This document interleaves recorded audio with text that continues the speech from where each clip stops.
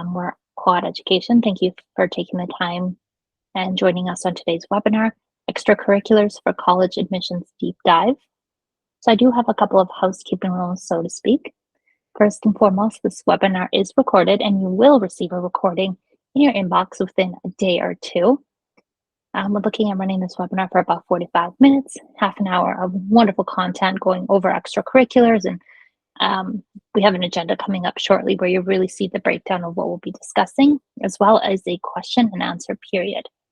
What does that mean for you? We encourage you to, as we're going through this webinar, putting in the chat any sort of questions you have for our wonderful panelists today, and we'll make sure that we get back to them, whether that's about extracurriculars or if you have a pressing question about the admissions process.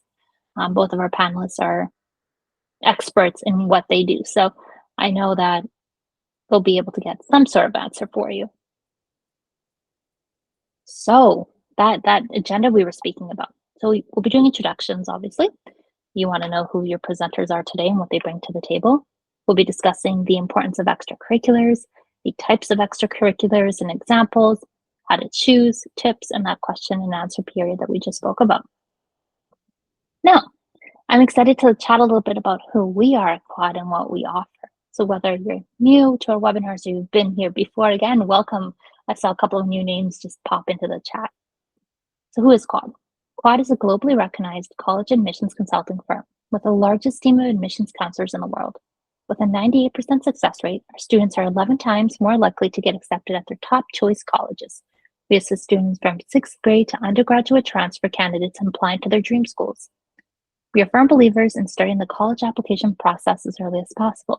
For our middle schoolers and early high schoolers, we offer college candidacy and profile development. This process focuses on building each student's resume to highlight their strengths. We want the candidate to stand out, so we work with you, student, to identify clubs and leadership positions, find extracurricular activities and volunteer opportunities, and assist in creating next year's class schedule. Our college development program extends outside of the classroom in the regular school year, since schools are looking at more than academics these days. Hence this webinar. Our counselors also help plan summer activities. These include summer courses, internships, shadowing, research opportunities, and giving back to the community to encourage students to participate in service projects. Once we've helped shape an outstanding candidate, we extend our support to shaping the perfect application. We're here to help with comprehensive application support, from picking the right major to building a balanced list of schools, activity list creation, obtaining letters of recommendation, interview prep, and applying to scholarships.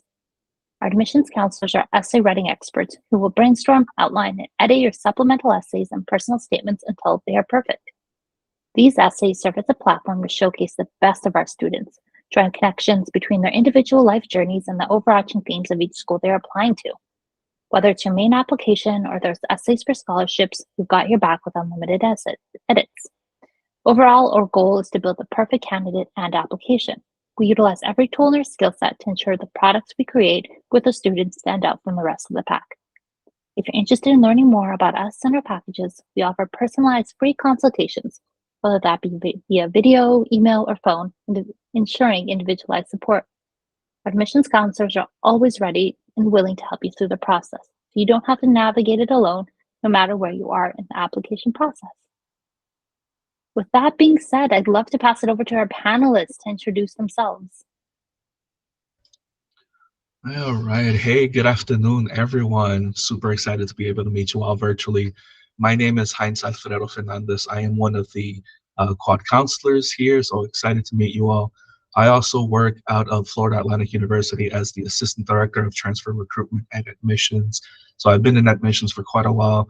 Would love to be able to engage with you all about what the next steps for you would look like. I graduated from Florida State University, a top 20 institution, and I've helped students pretty much get into a lot of different institutions, Ivy League included. So excited to kind of help you all learn a little bit more about how extracurriculars makes this process a lot better for you.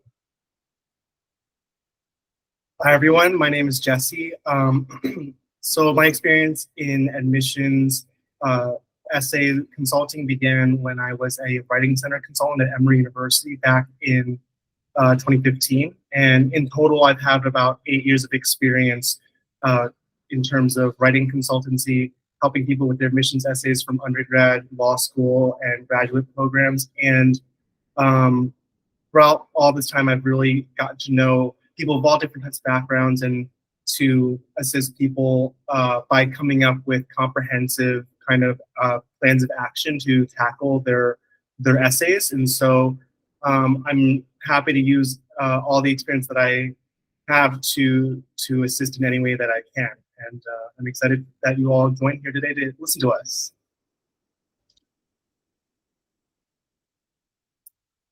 All right, so today's topic, obviously, as you know, is the importance of extracurricular activities.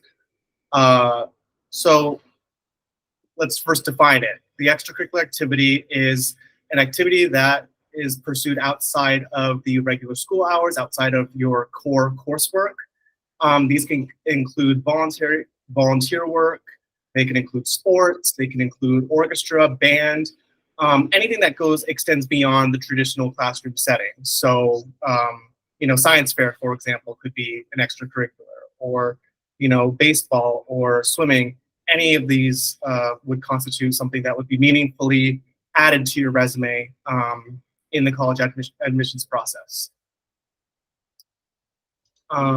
So I guess the key reason why extracurriculars are so important is because you are competing against a large volume of other applicants who may have similar or even exactly the same GPA as you.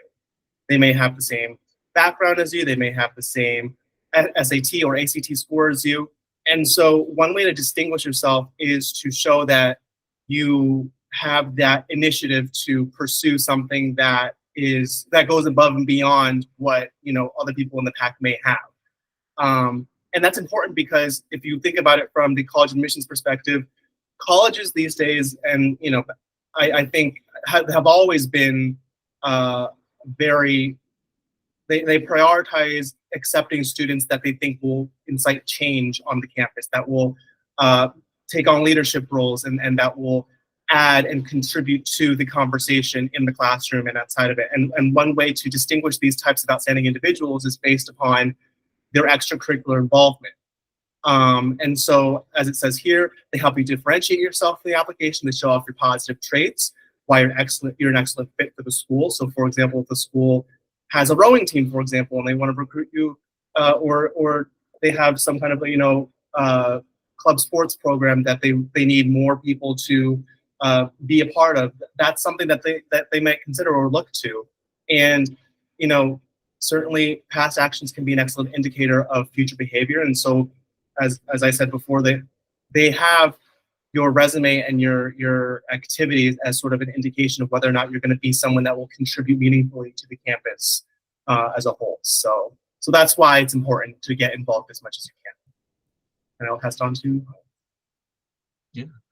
So we also want to think about what the benefits of even joining these extracurricular activities outside of, why it's important to have them.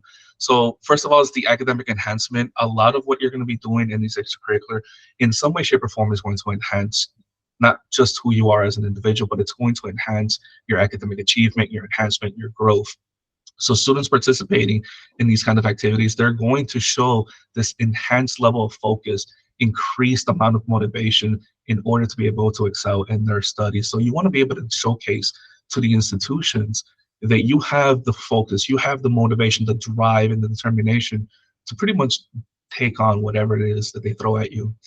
One of the other benefits, I think, when it comes to thinking about extracurricular activities is the amount of skills development that you get from extracurriculars. It's not like, yes, we want to make sure that you're having fun. And I think one of the most important things about it is having fun. But I would also challenge you to think of it as, how do you develop yourself moving forward? How do you develop your skills? And extracurriculars is a great way to go about that. So it's providing you that unique platform that's allowing you to develop a lot of different skills. So it's not just about being, displaying great teamwork. It's not just about communication skills. It's a lot of these soft skills as well that we don't talk about, right? So they may not necessarily be addressed in an academic setting, but it showcases a lot in being able to add that to your resume. A lot of this also is really adding to your personal growth, as I kind of mentioned. It's enhancing who you are as an individual. So it's helping you to explore what are your interests, whether or not you like a particular area, category, activity, sport, etc. It's really going to help you explore what your passions are, what are some things that you're really interested in, and what are some things that you like but don't necessarily want to get too deep or too involved in. It's helping you understand what are your strengths as well as your weaknesses, what some things you can use a little bit of work on. And it's definitely going to lead you to a higher increased self-awareness and confidence. I can tell you as someone who joined a lot of extracurricular activities, I think a lot of the development that I got came from being able to join these extracurriculars in high school, even when I came into undergrad as well. Yes, absolutely. I agree with everything. So creating a compelling narrative. This is sort of one of the central points of what I discuss with a lot of my clients, be it undergraduate applicants or law school applicants, which I've worked with a great deal with. The narrative, or like the sort of the central story of who you are, is the key to your application process. This is really the core of it is going to be your personal statement, obviously. And so one way to supplement your personal statement is to discuss things that make you unique, that make you who you are. And those the things that define who you are the things that you do, and that includes service or volunteer work or activities that you would do outside of the classroom. And so if you are really passionate about giving back, for example, you might volunteer for a soup kitchen, or if you come from a family that has experience with agriculture, or you come from like a farming background, maybe you want to get involved with sort of the garden club or something like that. But what makes your narrative or your personal statement sort of compelling and meaningful is if you can really back it up with not just a cool story, but also with concrete organizations, clubs, and activities that you've done that delineate why this narrative is about you, that proves, so to speak, that you are genuinely interested in this particular area, or that you care about the community in X, Y, or Z ways, which is why you've contributed in this way. So there are a few opportunities that I think are sort of central to what activities would make for a compelling narrative. So work obviously is an important one. These can be internships that are paid or unpaid.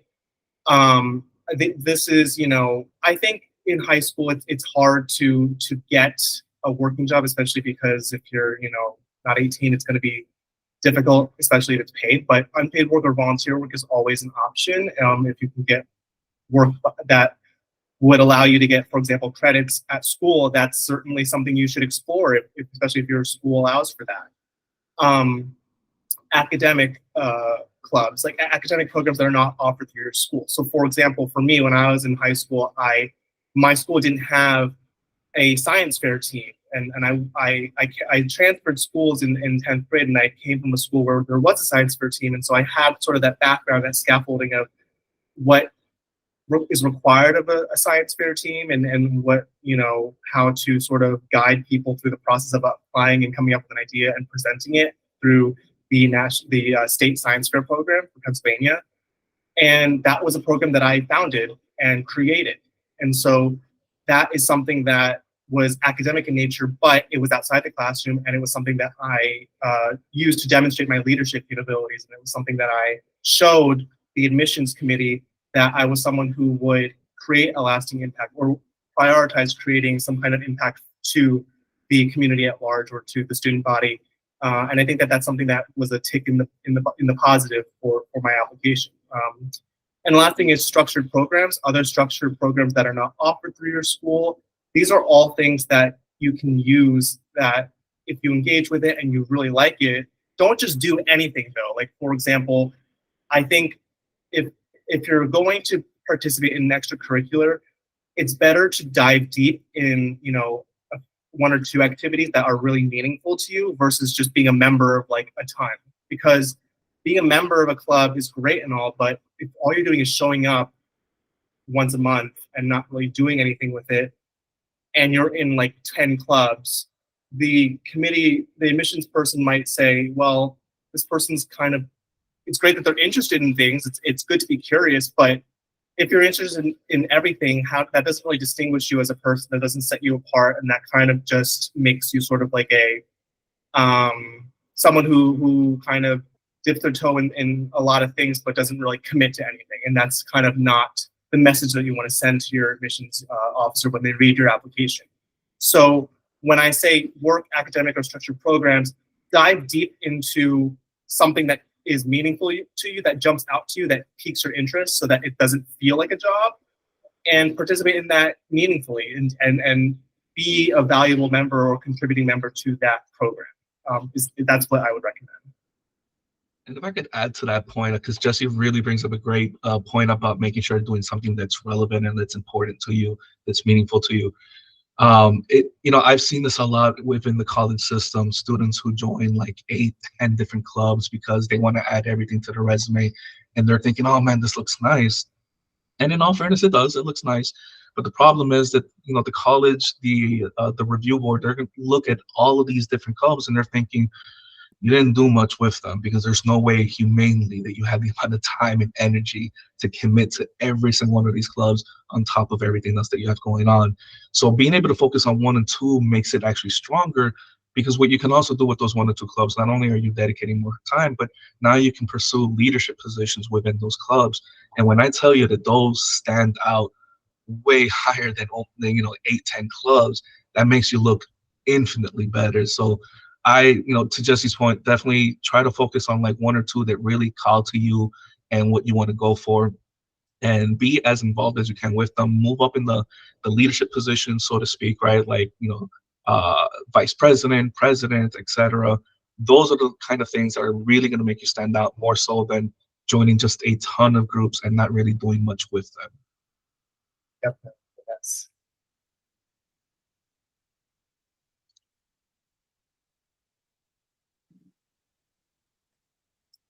Popping right back in here for a moment. I'm just quickly going to check the chat to see if we have any questions thus far.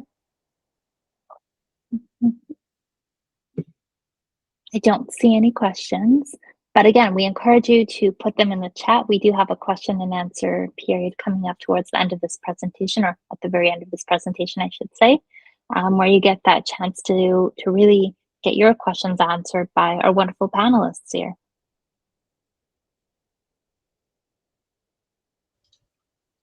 Okay, so now we want to kind of go into the different kinds of examples of extracurriculars and what counts as extracurricular.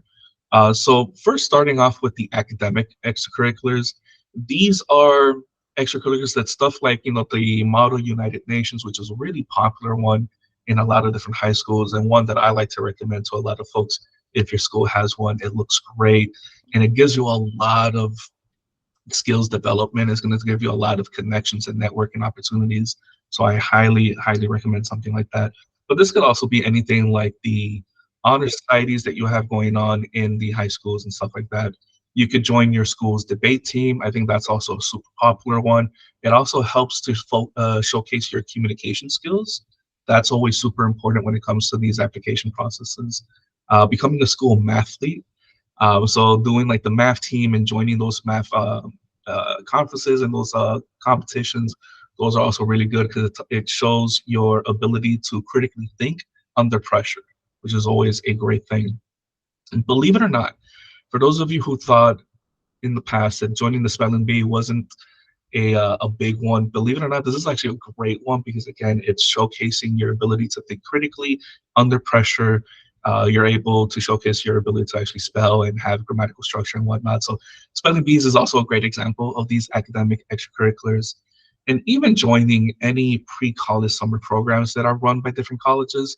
So for example, I know that the school that I work at, Florida Atlantic University, we host a lot of pre-summer camps every year in the summer. And this could range between swimming, rowing, soccer, hockey, etc. Right? Joining those kind of things look amazing. This is a great way to further develop your skills, get to meet other folks with a similar mindset, but also looks great on the resume.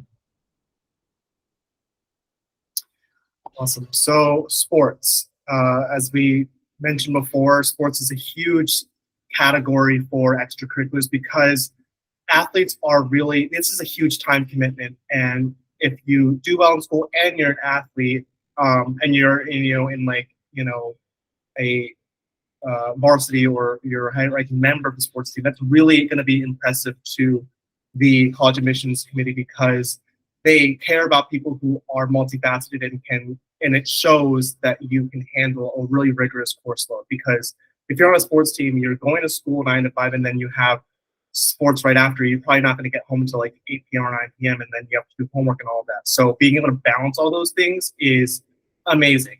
That said, I don't believe in participating in sports if your GPA or your test scores suffer as a result of it. Extracurriculars are at their core extra, in the sense that not that they're not important, but the key is to participate in enough such that your GPA and your performance in the classroom isn't encumbered by your extracurriculars. Because if your GPA is like a 2.0 and you have like 20 extracurriculars, that's not, the 20 extracurriculars are not going to make up for, even if they're like leadership positions, that's not going to make up for a poor GPA. At the end of the day, that's going to be like, well, they're going to read your application and be like, this person probably should have prioritized studying instead of being part of intramural or school sports. I think, there's probably like in very, very rare cases, if you're like an outstanding athlete, maybe, and that's like a whole nother kind of pathway where you were recruited to be part of the college's sports team, and then that's sort of like your goal. But for, I would say, the vast majority of applicants, that's not going to be the case. So I would say if you want to participate in sports and that's your thing, do it, but just be cognizant that you are not neglecting your other portions of your application, and specifically your academic performance, because that's still going to be sort of the bread and butter, the meat and potatoes of your application. That's going to be the central thing. And if you don't have that, then the other extra stuff doesn't really matter.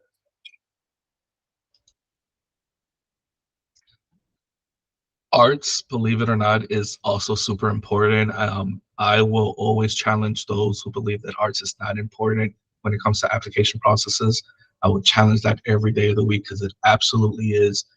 Similar to what Jesse was mentioning about sports, this is showing, again, dedication, multitasking skills, time management and organizational skills, leadership skills. These are all things that you can get from the performing arts, whether you're in a band and orchestra, whether you're in the choir, you're doing anything with visual arts. These are a lot of skill sets that really showcase what the universities want in their students. And I'm going to echo the same thing about arts that Jesse had mentioned about sports.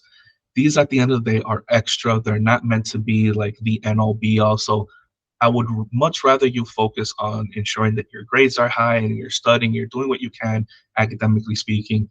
If you're joining a lot of these organizations and your grades are suffering, as Jesse mentioned earlier, you want to take a step back from that and focus more on your studying, because no matter how great you are in band, you could be the greatest trumpet player.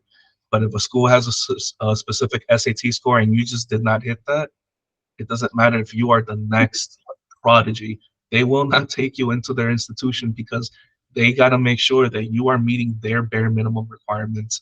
And folks, let me tell you, it is easier to get into college nowadays than it was 10 years ago. There's a lot more applications, which means there is more competition. So you want to make sure that you're keeping yourself competitive with a mixture of the grades as well as your extracurriculars.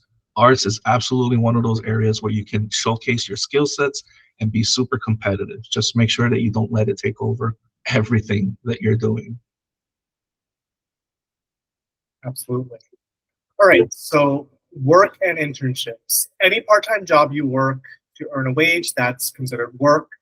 Participating in a research project, that's considered work. So if you're working under a teacher or a professor, even if it could be even, at a college, for example, if you're a local community college or other colleges that are in your local area allow for that type of participation or activity, get involved, do that.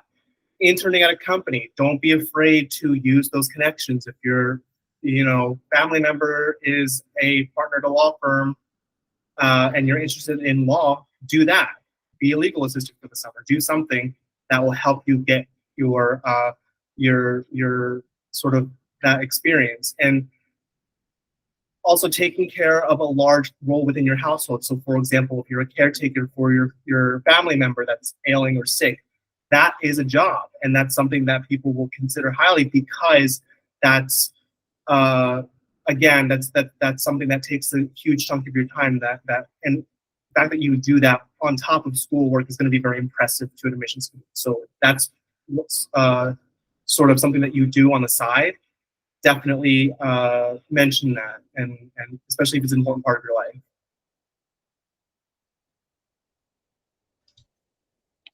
Hobbies is always great to have. However, for the purposes of this, it's always important to note that not all hobbies will technically count as extracurricular. So it's understanding what does and what doesn't.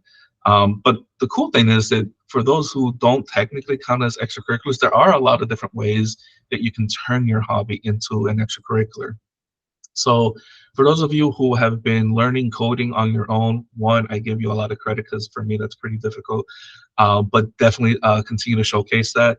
So building websites, applications, anything that involves coding, definitely want to be able to mention that in some way, shape, or form, because that's going to look amazing. So if you are doing any kind of individual sports that typically doesn't get a lot of awareness or focus, like biking competitively, believe it or not, these are things that still look great, because again, it's all about competition, communication, organization, etc. Ski racing, stuff like that. So definitely great. If you're doing different kinds of crafts, so let's say you are creating your own Etsy business, and I know a lot of high school students that have created their own Etsy business, this looks great. Again, it's showing a lot of leadership skills, organization, management, etc. Even if you're knitting blankets to donate, again, this also counts as not just as a hobby, but volunteering service. This is service to the community, so it's going to make you look a lot better, right? Even being able to create a craft-based club, all of these things can look great. So make sure that you're talking it out, meet with us. Chances are you're doing a lot of these things already. You just don't realize that these actually count as extracurriculars. We'll definitely make sure that we're helping you put this all into perspective. Absolutely. Leadership. So again, this is kind of just rehashing some of the stuff that we already discussed. Student government, huge, especially if you're elected. That's an important accomplishment that you need to highlight, because if you're an elected school, president or vice president or secretary or something, that shows that you have the affirmation. You've been co-signed by your classmates, and that's an important thing, because that shows that that's a reflection of your character and who you are, and that you're someone that the community has recognized as a contributing member, and an important member at that. So making sure that you are sort of putting yourself in a position, especially by the time you're a junior or a senior, I would say, run for that position. Yeah, I mean, put yourself out there, whether it's student government or another club. Like, I would say, if you've been in the club for at least a year or two, and you're a senior, and you're trying to get those finishing touches on your application, go for it. Because leadership is an important thing. And again, that's something that college admissions officers will look to, because they want people to come to campus with an idea of who they want to be in mind. And they want people who are going to make meaningful contributions to the campus. Club creation or leadership, that's another way, as I mentioned before, to get around if you can't become the president or an elected official or any of the other executive board positions. If you can't get a spot at the table, create your own table. Like, you make your own place and make your own club, and be the founder and president of that club. Be the spearhead. Be the person that takes the initiative to say, I want to create something that other people also have an interest in. But be sure that latter part is also fulfilled, in that you are creating a club not just for the sake of yourself and for the sake of having a leadership position, but because there's a genuine interest in the community of creating a club for that particular area, or that is like missing in the community. So for example, for me, that was the science fair club. And organizing events, projects, or volunteer activities, all of them are great. This can be in the form of, as part of your responsibilities in a leadership role, or It could be as a sort of an auxiliary position if you're part of the executive board. So long as you are you have something that you can tangibly say and write out on your resume, for example, that you spearheaded this or that you contributed in some way other than, oh, I just showed up. That's going to be important, and that's something, especially if it's a project. Keep track of things too. I would say, like, you know, one of the things that I was taught, I think a little bit late in the game, which was in college as opposed to high school, was that you really need to keep track of how to say the metrics of things. Like, for example, did you increase turnout of such and such event by 5%, or you got rated, you know, like 10% higher customer satisfaction for doing this job, or you spearheaded the social media account or activity for this club that led to an increase of X amount of followers. You know, things that are numerical and countable, and sort of that you can sort of, so to speak, hold in your hands, that you can add to your resume. That shows leadership. That shows that you made a difference, and that shows that that's something that you have done that is not just fluff. And you don't want to have just fluff on your resume or your application. You want to have tangible, concrete things like, here I am, this is my stamp, this is the mark that I've left, this is my legacy, here I am, and this is what I've done. I think that's important to supplement. And again, just to sum it all up, don't be a leader for the sake of being a leader. Be a leader because you're genuinely interested in this club and you've been a part of it for long enough that you know that you can run it. And then even if you aren't confident, like, part of the game is like faking it until you make it, in the sense that you are maybe doubting yourself because maybe you are so used to being just a member, or like a sort of like a secondary character as opposed to like the main character, because perhaps as a sophomore, as a junior, you didn't do a lot of things that put you in a leadership position. But you know what? Those experiences are precisely why you would make for a great leader when you're a senior or when you're a second semester junior, for example, because you've done the grunt work, you've done the work, and now you've earned your spot to run for that leadership position. And I don't want you to say or to think to yourself that you should deprive yourself of that opportunity because you think that you're not good enough. Everyone at some point, if they're a leader, they thought that at some point, and you know why they're leaders is because they've ignored that voice in their head and they've just decided to go for it because of all the things that they've done in the past. So that's the importance of leadership for your application. I could also add real quick to that, because Jesse also did a great job talking about those metrics. It's super important to keep note. I also would encourage you all to be honest with your metrics. I think one of the biggest red flags that we see when we look at applications are students who are saying things like, you know, we've increased participation by 400%. 400? But did you really? So, like, you know, make sure that you're not overinflating these numbers. You want to make sure that you're being honest. I'm not saying that, you know, if really the turnout that you increased it was only by 5%, that sounds like a little, but depending on the amount, 5% could be a very substantial number. So just make sure that you're being honest with those kind of things, because the moment you overinflate, we can catch and smell that from a mile away, and already that paints you in such a negative light. So I'd rather you be honest than try to kind of buff yourself up, so to speak. Mm-hmm. Yes. All right. So probably one of the more important questions as well is, all right, so we have all this information about the importance of extracurriculars. So how do I choose the right one for me if I'm not in one currently? And I think first is understanding how to track and document the organizations that are available at your institution. So you want to make sure that you're tracking, because it's going to help keep a comprehensive record for your applications. So as Jesse was mentioning earlier, make sure that you're writing down everything that you're doing, because believe it or not, even though you are reaching your prime, you're going to forget a lot of things that you've done. You're going to forget about who you've applied to and what they're looking for. So making sure you're keeping an actual record of everything that you're doing. It's also showing that growth and achievement. So as Jesse mentioned earlier, like, you started at this one position and then you grew into that leader. Keep track of all of that. That's so vital for these institutions. I truly cannot stress enough how great it looks on these applications. It really showcases how you've grown as an individual. Now, what in terms of your tracking, you're making sure that you're tracking what's the activity name, the dates, and I would even venture as far as saying, month and dates if possible. What role did you serve within that activity? Were there any achievements that were earned during that achievement? What kind of skill sets did you develop with this extracurricular? So if you joined, let's say, I don't know, let's throw a random one here, band. I think band is one that always kind of comes to mind easily.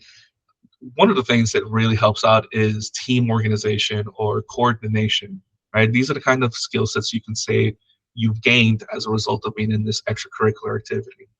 Now, different kind of tools, everyone's going to use different methods, and you got to find what's going to work best for you.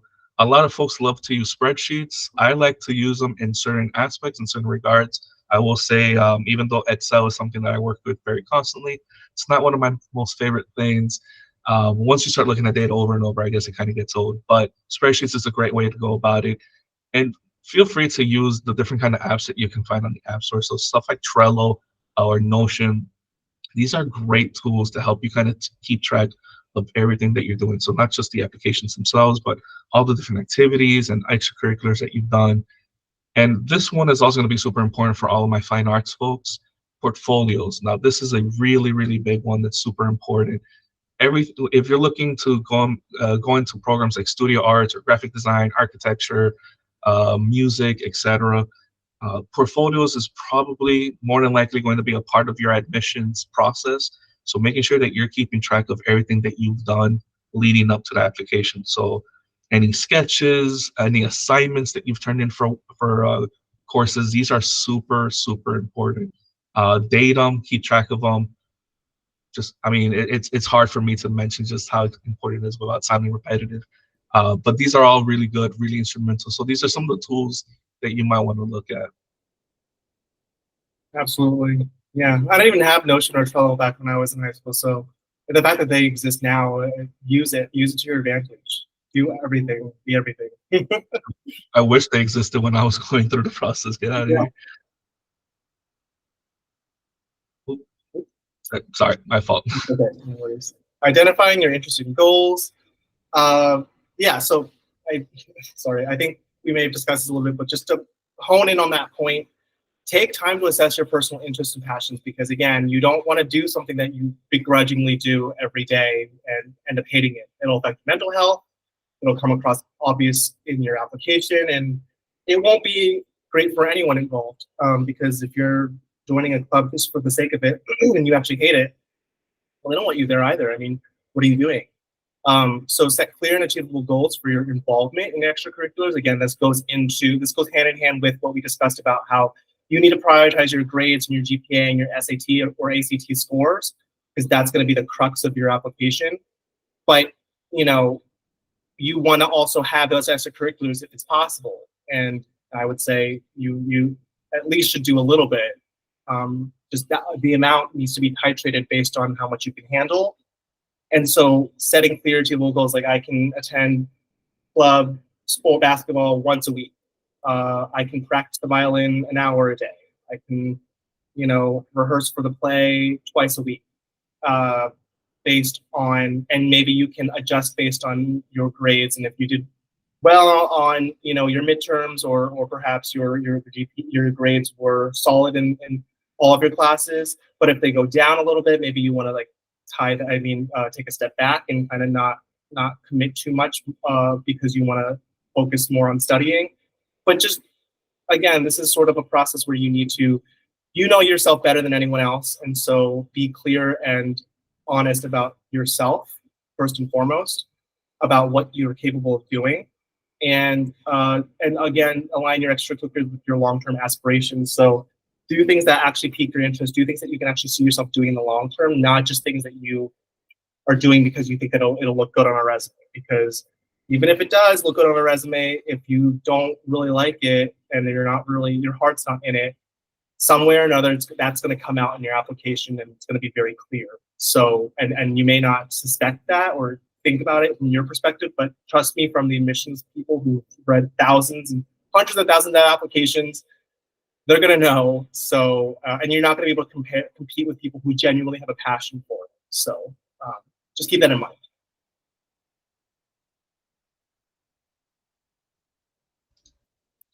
So selecting the right extracurricular, as I'm sure you've kind of heard us mention, is super important. So you want to always make sure that you're exploring a lot of different opportunities, diverse opportunities.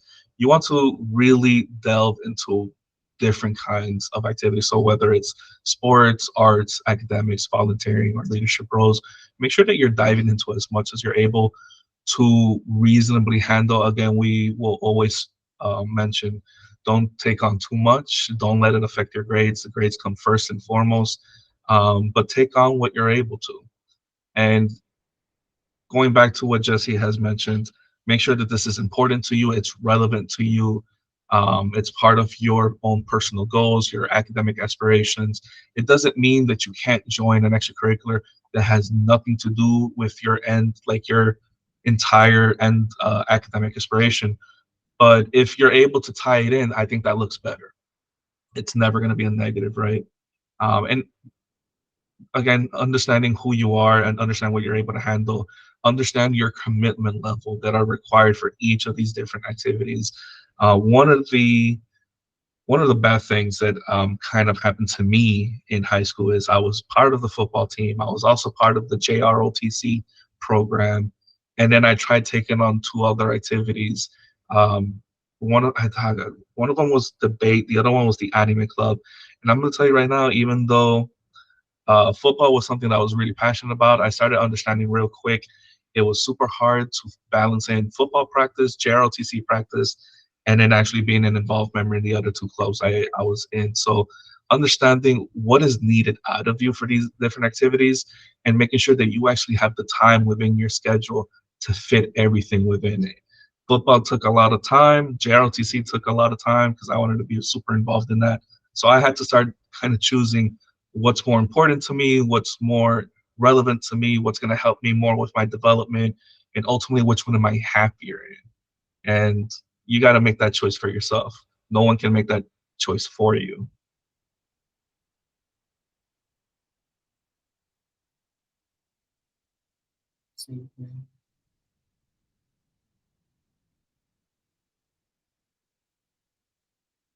Right. So helpful step to take: self-reflection, identify activities that really inspire you, that you can see yourself doing in the long term. Research and explore, look at the different activities that are available at your school or in your community. Be sure to be exhaustive in that search, because sometimes you'll find things that you may not have known even existed, or that other people may not have been aware of. And so if you do your research and you talk to people, that's one way of getting out there, and being proactive about it is the goal. And setting goals, determine what skills you want to develop, what experiences you hope to gain, and how they'll contribute to your personal growth. So, these are things that you want to keep in mind, which is that I think there needs to be like a nexus or a through line that connects every part of your identity and every part of your extracurriculars to your interests in terms of your area of study, and then your aspirations for the future. You don't want to do things that are irrelevant to your future. I mean, sometimes it's okay to for example, you might want to participate in an art club because that's a way to decompress, and that you find that's something of value, and maybe that'll dovetail into something more interest that you may be more passionate about, such as mental health. That's just sort of, I think that especially if you're beginning of your high school career, if you're a freshman or you're in 8th grade about to be a freshman, take time to explore and to figure things out.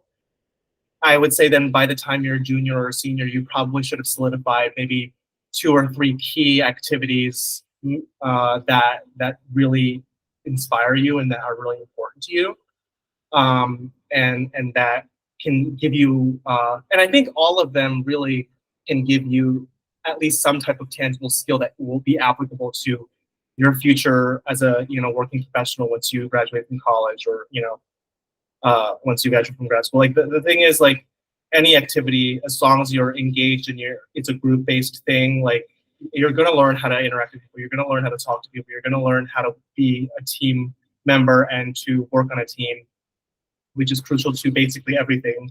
So the what is important, not in the sense that it's something that you, unless there's like a specific kind of skill that you need to develop for like a particular area of study, like architecture or something, I think generally speaking, you're going to get an applicable skill.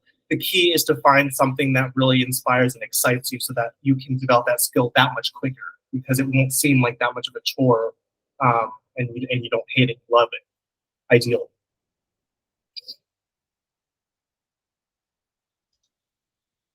Want to make sure that you're definitely prioritizing what you're doing and how you're doing and how many you're doing. So you maybe want to think about the importance level. What are the deadlines for these activities? What's your level of your personal interest, right? If you're in a club that you don't necessarily enjoy all that much, it doesn't really make all that much sense for you to kind of go out of your way and kind of kill yourself with your schedule in being a part of this club if it's not something that you're interested in.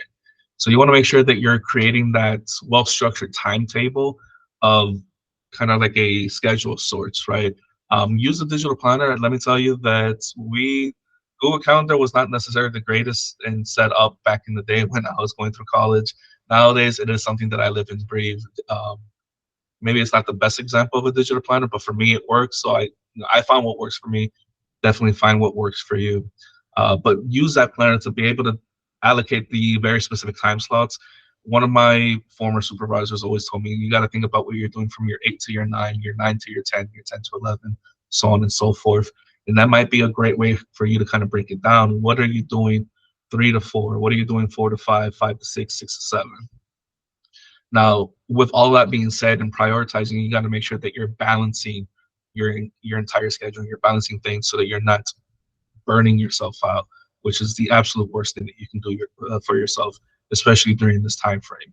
So look at your schedule, evaluate exactly how much time do you have free that you're able to commit to these kind of extracurricular activities that is not in any way, shape, or form going to compromise or impede on your academics. It's not going to impede on your personal life, your well-being, your mental health, etc. So you have to be able to balance it out. If you're doing too much on one and it's affecting everything else, then it's not going to be great. And we don't need to go down that road, right? Ultimately, one of the most important things you can do is be willing and be open to trying new things. There's nothing wrong with trying something that has nothing to do with your academic achievements or your interests. Try something new, right? Be open to trying out the new activities. No matter how uncomfortable it makes you, be willing to try it out at least once, right? Be willing to explore those new areas. That it's going, I think ultimately what's going to happen is it's going to help you discover those hidden talents that you didn't realize you had. I will tell you that as a high school student, I cared little to nothing about cooking. And as I got older, I started trying cooking. I started taking cooking courses at the colleges that I went to. And let me tell you, I have a real passion for it. Not enough that I want to work in it. I enjoy what I do here in higher education, but it is enough that I would love to be able to continue that skill set and maybe develop a sort of, chef skills, right? Like, how do I cut the way the chefs do as quickly and as finely as they do? So these are things that you try out throughout life, whether it's now or later, but be willing to give it a shot. I think you'll be surprised what you end up finding that you actually enjoy.